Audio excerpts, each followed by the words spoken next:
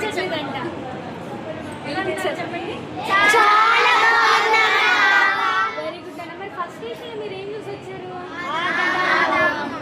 ఆదమ్మ వాడు. ఇంకా దేవుని సృష్టి, ఆయన చేసిన గొప్ప కార్యాలు, ఆయన చేసిన మహోత్కరమైన కార్యాలు మీరు చూసి వచ్చారు.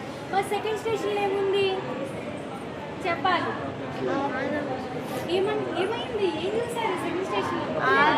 ఆదాము అవ్వ దేవుడు చెప్పిన ఫలాన్ని దేవుని తినొద్దన్న ఫలాన్ని తిని ఆజ్ఞ అతిక్రమించి పాపం చేశారు.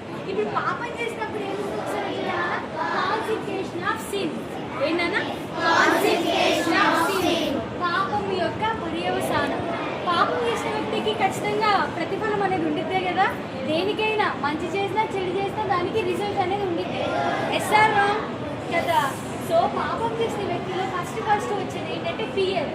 ఓకేనా? ఇది చూడండి కదా, ఏమొచ్చింది? బాబు ఎలా ఉన్నాడు? ఎందుకని? ఇతనిలో ఇతనిలో ఏముంది? భయం ఉంది. కాబట్టి ఈయన హృదయంలోకి ఏమొచ్చింది? భయం వచ్చింది. ఆ తర్వాత మారిపోతారు. ఒక వ్యక్తిలోకి భయం వస్తే అంటే పాపం వల్ల వచ్చేది భయం. ఓకేనా? ఇంకా వాళ్ళు ఎలా మారిపోతున్నారు? పిరికితనంగా మాట్లాడుతున్నారు. పిరికితనం నుంచి వాళ్ళు ఇంకా ఎలా డిస్కస్ అయ్యారు? ఆలోచించే శక్తి పూర్తిగా కోల్పోతుంది. ఎప్పుడు? ఒక వ్యక్తిలోనికి పాపం వచ్చినప్పుడు, ఎంటర్ అయినప్పుడు. నెక్స్ట్ అంతే కదా. ఒక వ్యక్తి స్ట్రెస్ లోకి వెళ్ళి, బాధలోకి వెళ్ళి, డిప్రెషన్ లోకి వెళ్తే ఆటోమేటిక్ అతడు ఏమైపోతాడు? ఆందోళన చెందుతాడు. తర్వాత అతని బాడీ కూడా సహకరించదు. అనారోగ్యం నుంచి వాడు ఎక్కడికి వెళ్ళిపోతాడు? తర్వాత ఏడుపు, క్రై. ఓకేనా? ఇదంతటికి ప్రథమైన కారణం ఏంటి? సిన్. ఓకేనా? పాపంలో ఉన్న వ్యక్తి దేవుని నుంచి పూర్తిగా దూరం అయిపోతాడు. తెలుసా? దేవునితో రిలేషన్ ఉండదు. ఓకేనా? పూర్తిగా దూరం అయిపోతాడు. ఇంకా ఏముంటుందో తెలుసా? పాపం ఒక వ్యక్తిలోకి వస్తే వాడు సమాధానాన్ని కోల్పోతాడు. మన హృదయంలో నెమ్మది ఉండదు. తెలుసా? ఇక పాపం వల్ల వచ్చే జీతం ఏంటి? వాక్యం ఏమని చెప్తుంది? మరణం. అదో ఇక్కడ ఫోటో చూస్తే ఏముంది? వాడు డెత్లోకి వెళ్ళాడు, మరణంలోకి వెళ్ళాడు. ఇదంతా కారణం ఏంటి? వాక్యం ఒకసారి చూడండి అన్న. నీతిమంతుడు లేడు, ఒక్కడూ లేరు, దేవుని వెతుకువాడు లేడు, అందరూ త్రోవ తప్పి ఏకముగా పనికి మాలిన వారయ్యారు. చదివారా? నీతిమంతుడు ఒక్కడూ లేరు, దేవుని వెతుకువారు లేరని వాక్యం చెప్తుంది. మీకు తెలుసా నోవాహు దినములలో జరిగిన సంగతి? వాళ్ళు దేవుని దృష్టికి భయంకరమైన పాపం చేసి దేవుని నుంచి ఏమయ్యారు? ఉగ్రతకి పాలయ్యారు. తెలుసా? అవునా కాదా? అందుకనే కదా వాళ్ళు జలప్రలయం వచ్చి నాశనం చేసింది.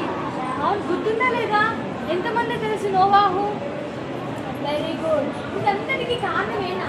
ఆదాము అవ్వ దేవుడు చెయ్యొద్దన్న పని చేశారు. ఏం వెళ్ళేది? వాళ్ళు మాట వెళ్ళేది. మీలో కూడా మీరు మమ్మీ డాడీకి మాట వినిపించుకున్నారా? ఉంటున్నారు. నిజం చెప్పాలి. మీరు ఉండకపోతే గరీబ్. ఓకేనా? కానీ మమ్మీ డాడీ చెప్పిన మాట ఏమైపోతారంట? అవిధేయులైపోతారు. అవిధేయులకే ఈ పాపం అంతా వస్తుంది. కాబట్టి చెప్పిన మాట వినాలి. అవిధేయత ఎక్కడ ఉంటుందో సమస్తమైన కీడు అక్కడ ఉంటుంది. ఓకేనా? మాట విననితనం ఎక్కడైతే ఉంటుందో అక్కడ కీడు ఉంటుంది. కాబట్టి మీ హృదయాలలో ఎప్పుడు కూడా మాట విననితనం, అవిధేయత మీ హృదయాల్లో ఉండకూడదు. ఓకేనా? ఇక్కడ మనం చూసినట్లయితే ఆ నోవాహు ప్రజలు ఏమైపోయారు? నోవా తప్పి ఏమైపోయారు? పనికి మాలోళ్ళు అయిపోయారు. అంటే దేవుడి ఉగ్రతకి పాలైపోయారు. అంటే చూడండి ఏముంది అక్కడ? అగ్నిగుండం. అంటే మరణం తర్వాత వచ్చే జీవితం ఏంటి? అగ్నిగుండం. దట్ ఈస్ కాల్డ్ నరకం. నరకంలోకి వెళ్ళిన తర్వాత జడ్జిమెంట్ ఉండిద్దా లేదా? ప్రతి ఒక్కరికి ఉంటుంది. జడ్జిమెంట్ గురించి పక్క స్టేషన్లో తెలుసుకుందాం. ఓకేనా?